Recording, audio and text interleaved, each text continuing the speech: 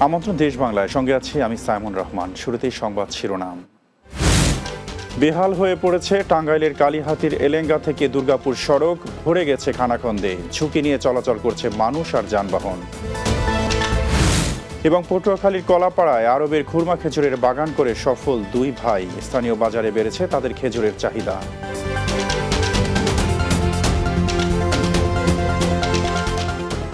শুনছিলেন শিরোনাম, এবার বিস্তারিত। বেহাল হয়ে পড়েছে টাঙ্গাইলের কালীহাতির এলেঙ্গা থেকে দুর্গাপুর সড়ক, ভরে গেছে খানাখন্দে। অল্প বৃষ্টিতেই ডুবে যায় সড়কটি, ফলে চরম ঝুঁকি নিয়ে হাজার হাজার মানুষ আর অসংখ্য যানবাহন চলাচল করছে। এছাড়া ড্রেনেজ ব্যবস্থা না থাকায় দুর্ভোগের মাত্রা বেড়েছে কয়েক গুণ। টাঙ্গাইলের কালীহাতি থেকে দাসপবিত্র প্রতিবেদন, জানাচ্ছেন মাহমুদ রুবেল।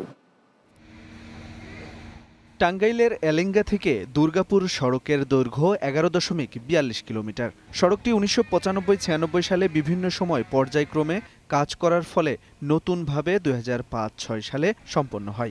2018 সালে 8 কিলোমিটার রাস্তা মেরামত করার পর পুনরায় খানাখন্দে ভরে যায়। শেষবারের মতো 2021 সালে মেরামত করার পর আর কোনো কাজ হয়নি।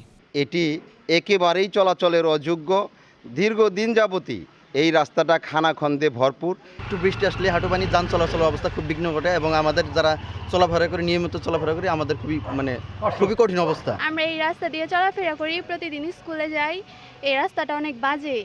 দীর্ঘদিন যাবৎ সড়কটির বেহাল দশায় চলাচলকারী যাত্রীসহ যানবাহন চালকদের চরম অসুবিধায় পড়তে হচ্ছে। বেশি ভোগান্তিতে পড়তে হয় শিক্ষার্থীদের। এখন একটাই দাবি সরকারের কাছে, এই রাস্তাটা জানি এটা মেরামত করে। যদি দয়া ধর্ম করে আমাদের এই রাস্তাটা ঠিকঠাক করে দিতেন আমরা খুশি হইতাম। আমাদের এই রাস্তাটা মেরামত করে দেওয়ার জন্য সরকারের কাছে আকুল আবেদন জানাচ্ছি।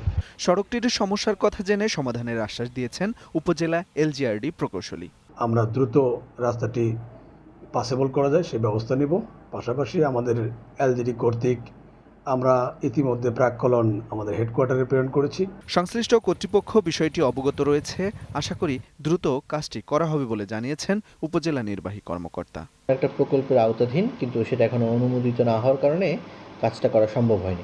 তো আমি যেহেতু সংশ্লিষ্ট কর্তৃপক্ষ বিষয়টি অবগত আছে, আমি আশা করছি দ্রুতই তারা এই বিষয়ে ব্যবস্থা নেবে। দীর্ঘদিন বেহাল থাকা সড়কটি চলাচলের উপযোগী করায় এবং অনাকাঙ্ক্ষিত দুর্ঘটনা এড়াতে দ্রুত সংস্কারের দাবি ভুক্তভোগীদের। Desk report, Bangla TV. ছাত্র জনতার জুলাই গণ অভ্যুত্থান দিবস উদযাপন করেছে খুলনা সিটি কর্পোরেশন। নগরীর জিয়া হল চত্বরে র্যালির উদ্বোধন করে খুলনা সিটি কর্পোরেশন প্রশাসক মোহাম্মদ ফিরোজ সরকার।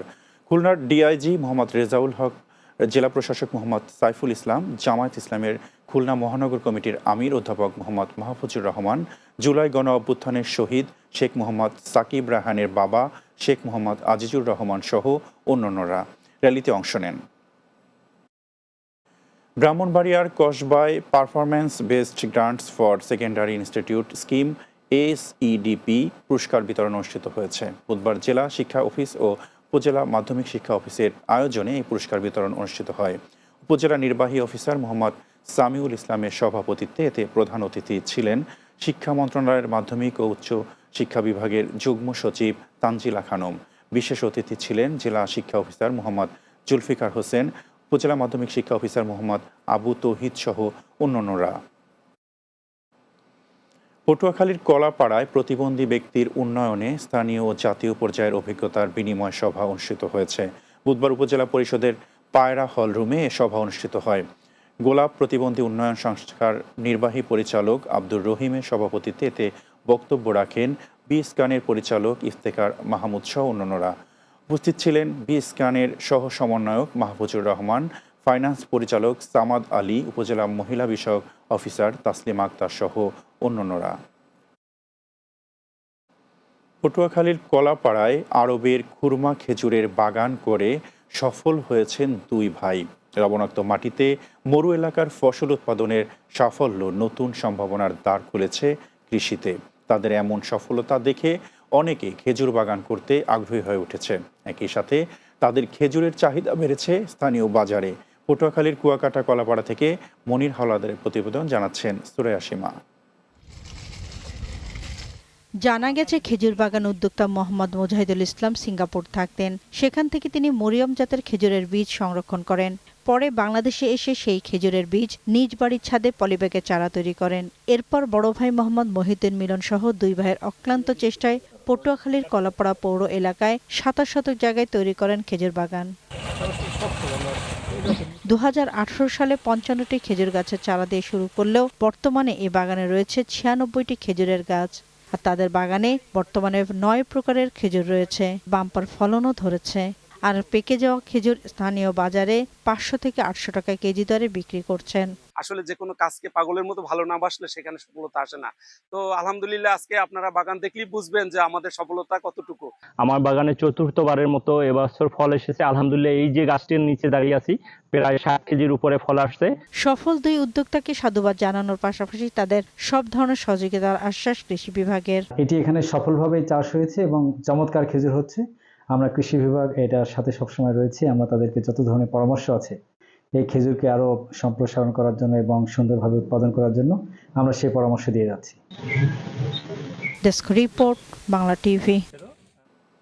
বিশেষ অভিযান পরিচালনা করে হবিগঞ্জের মাধবপুর উপজেলার চিহ্নিত মাদক কারবারিদের গ্রেফতার করেছে যৌথ বাহিনী। মাধবপুর বাজার এলাকা থেকে তাদের আটক করা হয়। বিজিবি সরাইল ২৫ ব্যাটালিয়নের অধিনায়ক লেফটেন্যান্ট কর্নেল আব্দুল জাব্বার সংবাদ সম্মেলনে তথ্য জানান। তিনি বলেন, গোপন সংবাদের ভিত্তিতে সেনাবাহিনী ও বিজেপি অভিযান চালিয়ে সাকিব নামে একজনকে গ্রেপ্তার করে। পরে তার দেয়া তথ্যে আরও ৩ জনকে আটক করা হয়। এ সময় তাদের কাছ থেকে উদ্ধার করা হয় ৫.৫ লাখ টাকা, গাঁজা, মোবাইল, ৪টি মোটরসাইকেল, বল্লম, একটি রামদা, বিদেশি মদ ও ফেন্সিডিল। দেশ বাংলায় নিচ্ছি একটি বিরতি। ফিরে এসে অন্যান্য সংবাদের সঙ্গে আরও যা থাকবে। বেসরকারি প্রাথমিক পর্যায়ে শিক্ষার্থীদের বৃত্তি পরীক্ষায় অন্তর্ভুক্তির দাবিতে মানববন্ধন। স্মারকলিপি দাবি পূরণ না হলে রাজপথে নামার ঘোষণা।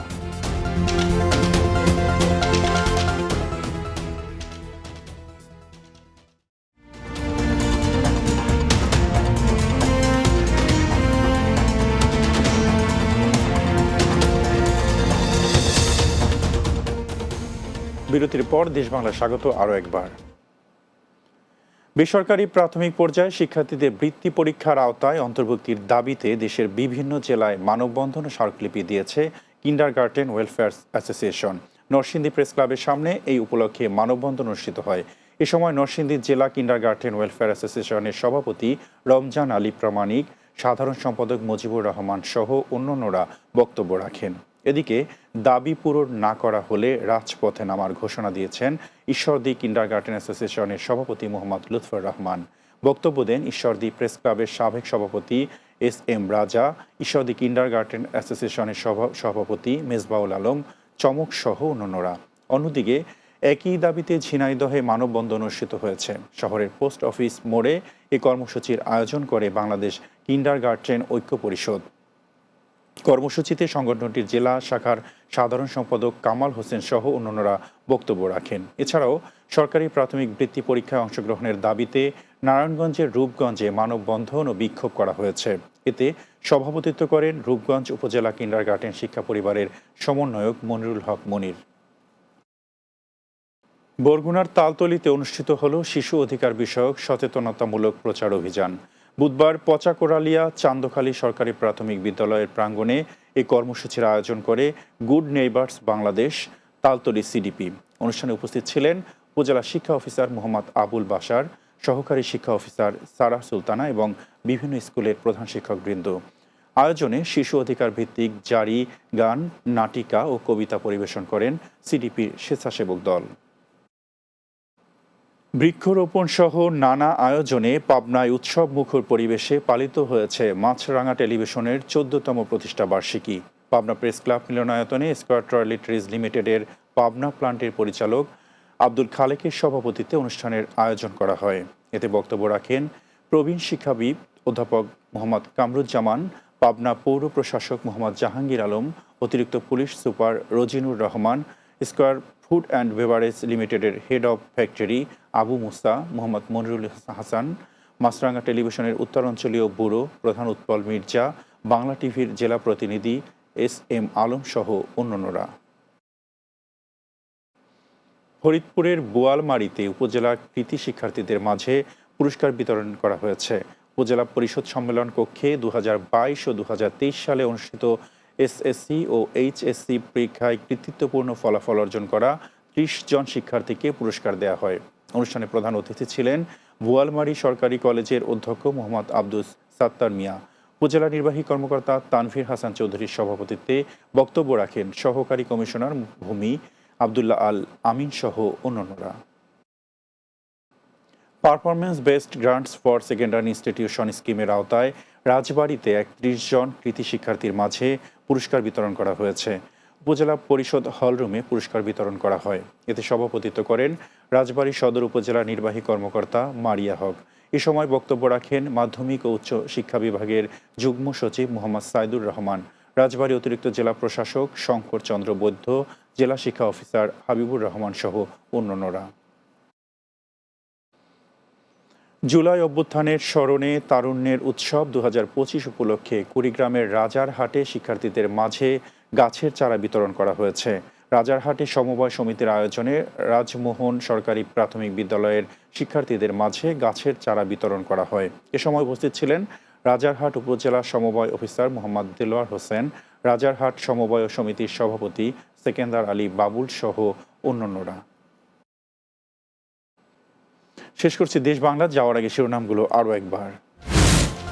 বেহাল হয়ে পড়েছে টাঙ্গাইলের কালীহাতির এলেঙ্গা থেকে দুর্গাপুর সড়ক, ভরে গেছে খানাখন্দে, ঝুঁকি নিয়ে চলাচল করছে মানুষ আর যানবাহন। পটুয়াখালীর কলাপাড়ায় আরবের খুরমা খেজুরের বাগান করে সফল 2 ভাই, স্থানীয় বাজারে বেড়েছে তাদের খেজুরের চাহিদা। এবং বেসরকারি প্রাথমিক পর্যায়ে শিক্ষার্থীদের বৃত্তি পরীক্ষায় অন্তর্ভুক্তির দাবিতে মানববন্ধন, স্মারকলিপি, দাবি পূরণ না হলে রাজপথে নামার ঘোষণা।